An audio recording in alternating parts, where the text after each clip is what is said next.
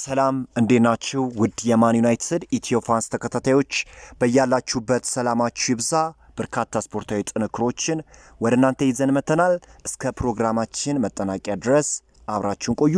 ለቻናሉ አዲስ ሆናችሁ ቻናሉን ሰብስክራይብ እንዲሁም ቪዲዮን ላይክና ሼር ማድረግ ፈጽሞ እንዳይዘነጋ። የእንግሊዝ ፕሪሚየር ሊግ 2025-26 መርሃ ግብር ወጥቷል። ታዲያ ማንቸስተር ዩናይትድ በሜዳ ኦልድ ትራፎርድ የሰሜን ለንደኑ ክለብ አርሰናልን የሚገጥም ይሆናል። እሁድ ምሽት 12:30 ኦገስት 17 ላይ ነው ማንቸስተር ዩናይትድ አርሰናልን የሚገጥሙት። ሶስቱን መርሃ ግብር ለናንተ ልንገራችሁ። የመጀመሪያው ኦገስት 17 በሜዳው አርሰናልን የሚገጥም ይሆናል።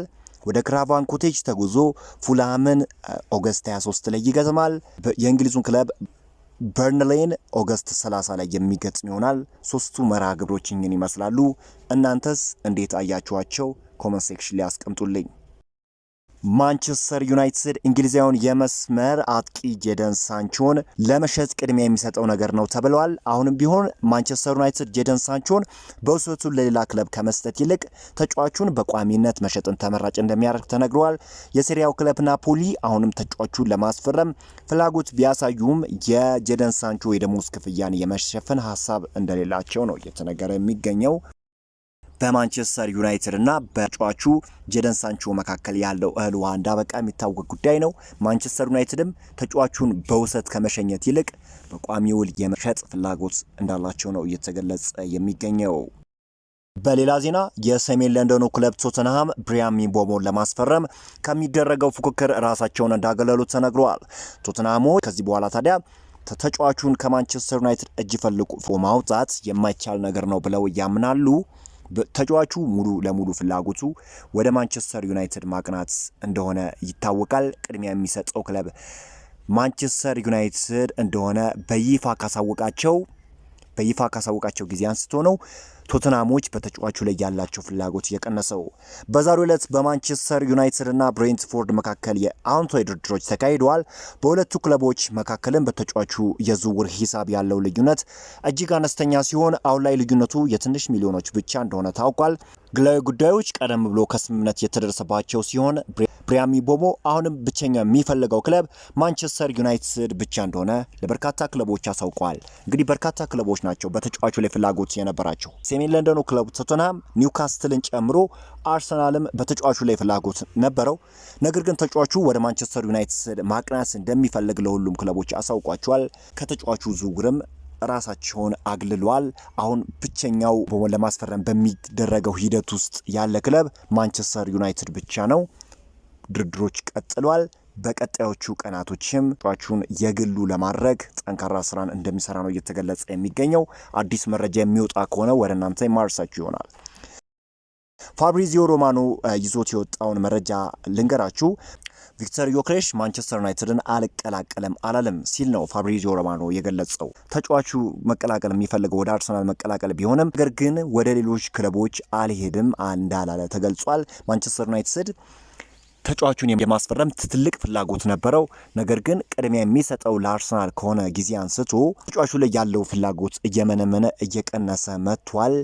አርሰናልም ከተጫዋቹ ዝውውር ራሱን እንዳገለለ ታውቋል። ማንቸስተር ዩናይትዶች ሁጎ ኤኪቲኬን ለማስፈረም ጥረት አድርገው ነበር።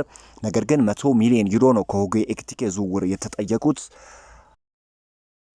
ማንቸስተር ዩናይትድ ከክለቡ ጋር ለተለያዩ አማካኝ ክሪስቲያን ኤሪክሰን ምትክ እንዲሆን ሪቻርድ ሪዮስን ለማስፈረም እያጤኑበት መሆኑ ተነግሯል።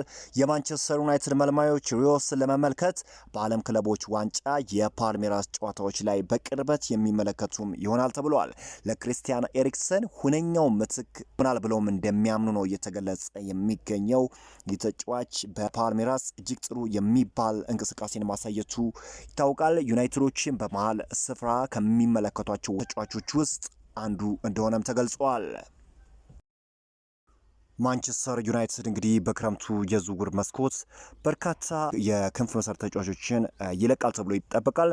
ከነዛም ውስጥ እንግዲህ ጄደን ሳንቾ፣ ማርከስ ራሽፎርድ፣ አሊያንድሮ ገርናቾ እና ብራዚል ተጫዋች አንቶኒን መመልከት እንችላለን። አራቱም ተጫዋቾች ከማንቸስተር ዩናይትድ ይለቃሉ ተብሎ ይጠበቃል። ዩናይትድ በምትኩ ሌሎች ተጫዋቾችን ማስፈረም ግድ ነው እና ዩናይትዶችም በዛ ሁኔታ ላይ እየሰሩ ይገኛሉ።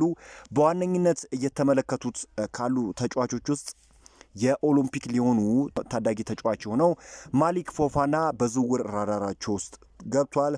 ሊኪፕ የሚባለው በፈረንሳይ የሚገኝ የዜና አውታር እንደዘገበው ከሆነ ማንቸስተር ዩናይትዶች ተጫዋቹን ለማስፈረም ከቼልሲ ጋር ፉክክር እንደገቡ ነው እየተገለጸ የሚገኘው። ይህ ተጫዋች እስከ 32 ሚሊዮን ፓውንድ ድረስ ሊያስወጣቸው ይችላል። ዩናይትዶችም ይህንን ተጫዋች ከኦሎምፒክ ሊዮን ለማስፈረም እንደሚሰሩ ነው የተገለጸ የሚገኘው። በክንፍ መስመር ላይ በዘንድሮ የውድድር ዘመን እንኳን በውሰት በርካታ ተጫዋቾቹን ሰጥቶ ሲቸገር ተመልክተናል እና ያንን ችግር ለመፍታትም ይመስላል ተተኪ የሆኑ ተጫዋቾችን ወደ ኦልትራፎርድ ለማምጣት በርካታ ስራዎችን የመስራት እቅድ እንዳለው እየተገለጸ የሚገኘው።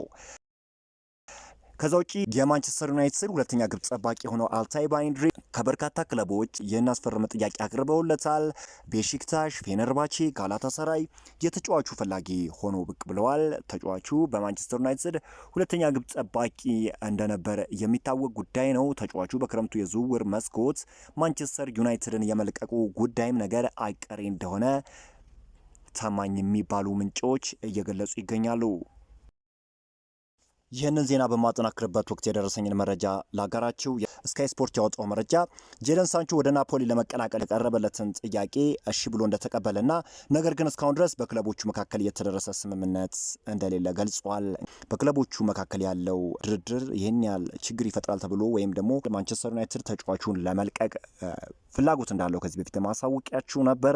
ነገር ግን እስካሁን ድረስ ችግር የሆነው በተጫዋቹና በክለቦች መካከል ባለው የግል ጥቅም ሁኔታ ላይ ከስምምነት አለመድረሳቸው ነው። ከፍተኛ የሆኑ ድርድሮችም ይደረጋሉ። ተጫዋቹ ምናልባትም ወደ ናፖሊ የሚሄድ እድል እንዳለው ነው እየተገለጸ የሚገኘው። ታማኙ ስካይ ስፖርት ነው ይህንን ያሳውቀው።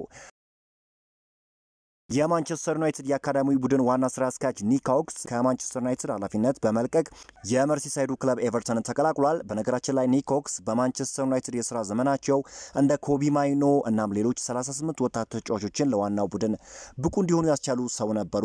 ማንቸስተር ዩናይትድን በአካዳሚው ዘርፍ ባለፉት አመታቶች አመርቂ ስራን እንዲያስመለከተን ያደረጉ ሰዎች ነበሩና ከዚህ ስራቸው አንጻር ማንቸስተር ዩናይትድ ቢያቆያቸው ጥሩ የሚባል ነገር ነው። ነገር ግን ሰውየው ወደ መርሲሳይዱ ክለብ ኤቨርተን ተቀላቅለዋል።